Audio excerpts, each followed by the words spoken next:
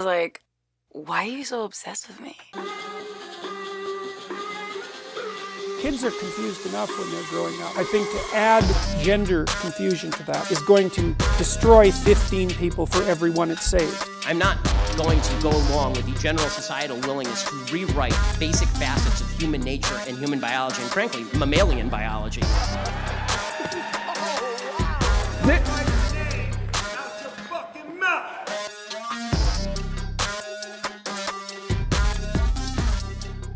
First off, yo bitch in the click. I'm sorry, let me chill.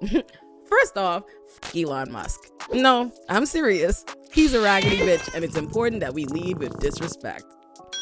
Boom. He spent $44 billion buying Twitter just to make himself the center of attention because he couldn't determine another way to keep us all locked in on the human manifestation of spoiled milk that is his person. So he took over Twitter on October 27, 2022. And since then, baby, Twitter has been crumbling like King's Landing after Daenerys ran through there like the Tomb Raider, baby. I'm running through your nigga house like the Tomb Raider. Elon's groupie hoes insisted he took over Twitter to champion free speech, but they and everybody else knew he was only ever doing this to quash progressive movements because the powerful resent the kind of mass mobilization Twitter has been used to create. So on top of riddling the app with a million glitches he has neither the intention or ability to correct, Elon has re-platformed bigots like James Lindsay and Jordan Peterson. He suspended leftist accounts like that of my own leftist mafia co-host Matt Binder.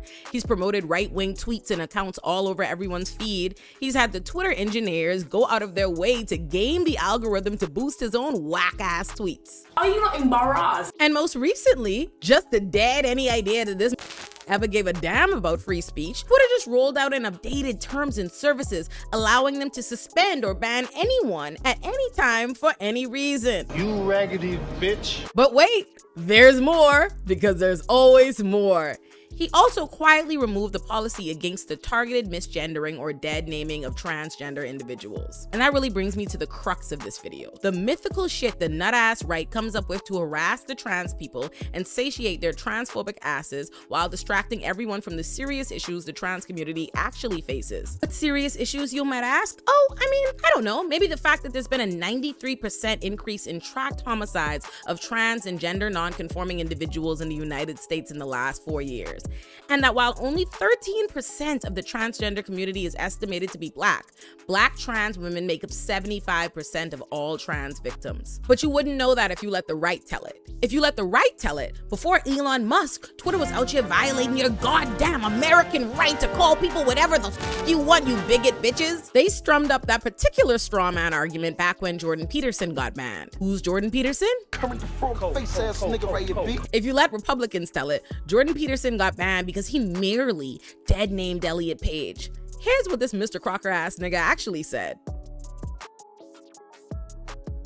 Republican politics can be boiled down to this: lying, and lying like shit, because it's about distraction. And I cannot think of a place that's better illustrated than in their obsession with the trans community. Republicans are obsessed with feeding the public fictional controversies about the trans community, because while we, the public, are busy scratching our heads and feeling annoyed at why they're being waterboarded with seemingly irrelevant shit like the right to dead name people on Twitter, you never come to learn that as of April 14th, legislators have introduced more than 400 anti-trans bills. Facts. And they introduced 165 bills like it last year. Facts. And at least 29 of those anti-trans bills introduced in the past 3.5 months have already become law. Facts. While they're busy distracting you with stupid Twitter shit, Missouri Attorney General Andrew Bailey hasn't just gone to the trouble of releasing an emergency regulation that says recommending or providing gender-affirming care is an unfair, deceptive, fraudulent, or otherwise unlawful practice under state law.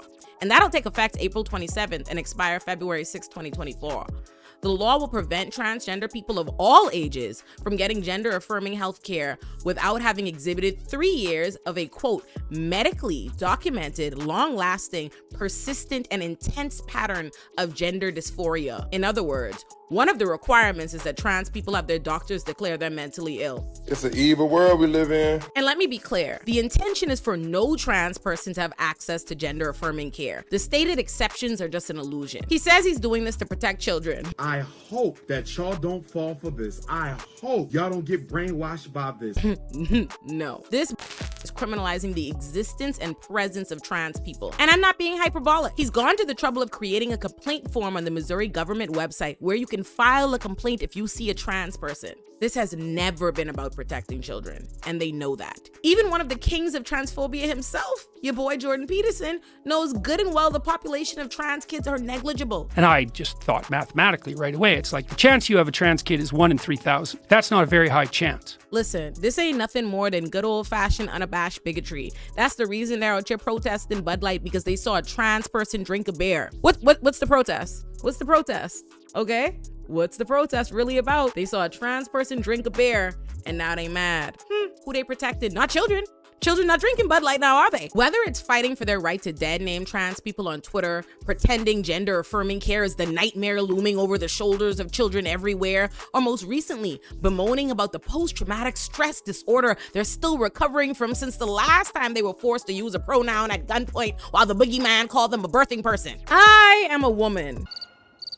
You notice how I announced that silly shit to you and I neither burst into flames or got mauled down by a group of angry trans people with pitchforks? That's because trans people and absolutely nobody on the left gives a flying fuck whether cis women refer to ourselves as women. We are not being forced to refer to ourselves as birthing person by trans people or anyone else. It is a non-existent controversy strummed up by Republicans and anti-trans folks so that a society that is already reluctant to change, inclusion, and just generally anything requiring a little bit of effort feels justified in lashing out at a community of people who are just trying to survive because they perceive them as a burden. Republicans are not creating these fictional arguments for shits and giggles. Listen, the average person does not have the benefit of being tapped into every political issue, social justice movement, and the ongoing plights of communities they perhaps never come into contact with in their real lives. So they are consumers. They trust that they'll be presented with the major issues and realities from the news and their elected officials.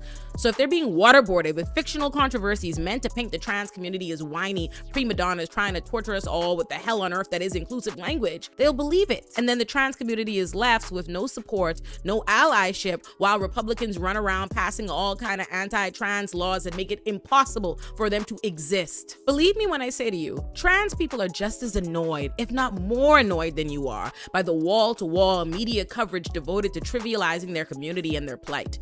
Please trust that they are not trying to force anything on you. Trust that the least of the negativity they experience is having you their pronouns, and that they could care less about what you or I choose to call ourselves as cis people. Hang it up and be serious. Otherwise, you look a lot like Elon Musk, the conch shell of the fucking week.